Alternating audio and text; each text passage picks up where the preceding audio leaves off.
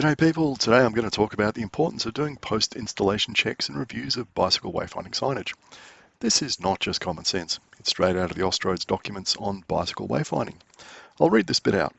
All signs need to point in the right direction and be easily visible to cyclists riding the route. That's also covered in this table of principles where it's clear that, to quote, signage should reflect the particular orientation of the traveller. Now the reason I'm doing all this is because I've had a close look at the existing wayfinding signage around Bateman's Bay, and I think it leaves a lot to be desired. And I want any new signage to be visible and useful, particularly any new signage along the recently completed shared path along George Bass Drive. I'll start by showing you some wayfinding signage in Perth, and then we'll have a look at some old signage around Bateman's Bay. I want to know if you think I'm going crazy, or if I'm on the right track here. I'm not saying the wayfinding signage around Perth is perfect. A lot of the older signage is badly positioned, it's easy to miss, it's too small, it's often impossible to read unless you're standing right in front of it and touch it with your fingers. Some of it's been badly battered by the weather or by vandals and definitely needs replacing. However, some of the newer signage along the recently opened Rose Street Cycleway in Northbridge is positioned where you can easily see it. The colour schemes make it really stand out. The signage is large enough that you can read it from a distance as you ride towards it, and the signs haven't been weathered or vandalised yet. That said, there are some signs along this route which are badly positioned.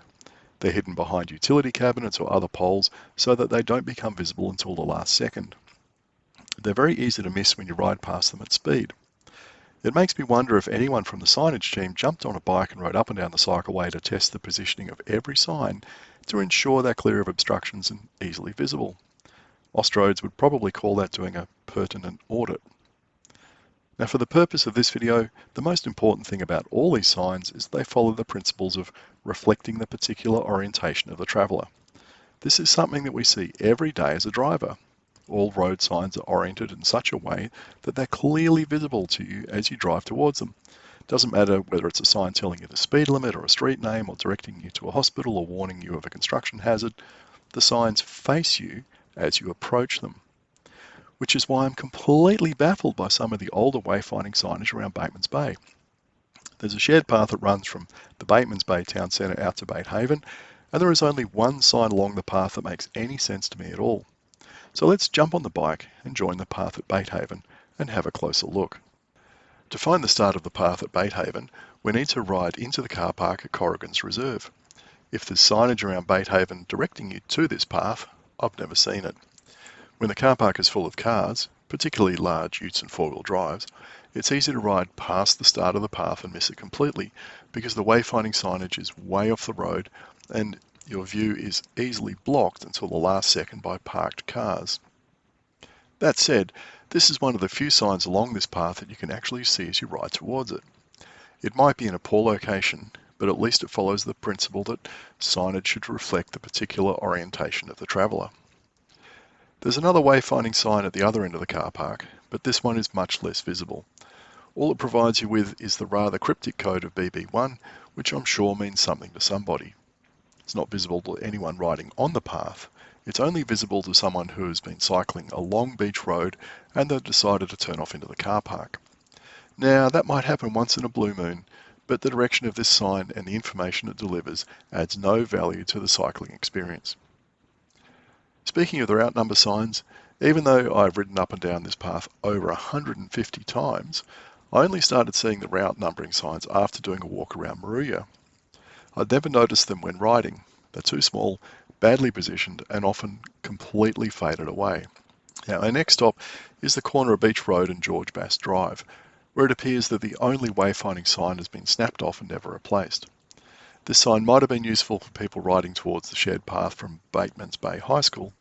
At least it would have been facing them.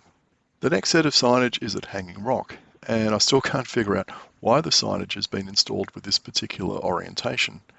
I cycled past it 151 times in each direction before I noticed it was there, and yes, here's the data from Strava. And I only saw it because I had noticed the wayfinding signage in Moruya the week before and was carefully looking for similar signage along this path. I was amazed that I had cycled past it that often without seeing it. The obvious problem is that it has been installed edge-on to approaching cyclists, so you can only see it as you ride past. And who looks to their left or right to read signage as they go by? Now, I could understand this orientation if it was set up for people cycling from, say, the tennis club or the boat ramp or the stadium at the Oval, but the signage is single-sided. All you see when you ride from the tennis club is the blank backsides of the signs.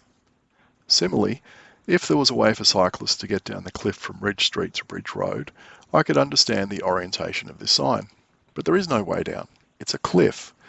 If it was originally installed for anyone cycling along Beach Road, that's now useless because the new sculpture partly blocks the sign. In short, this sign completely ignores the principle of signage should reflect the particular orientation of the traveller, and that makes it totally useless. Let's learn from this and not install any signage like this on the new path alongside George Bass Drive heading down towards Lillypilly. The next sign is near the marina. Again, the problem with this sign is that it doesn't face anyone riding along the path in either direction. It might be vaguely useful for someone who has ridden along Beach Road and turned off into the car park, but again, it's positioned so far back from the road that it's largely invisible to anyone on the road.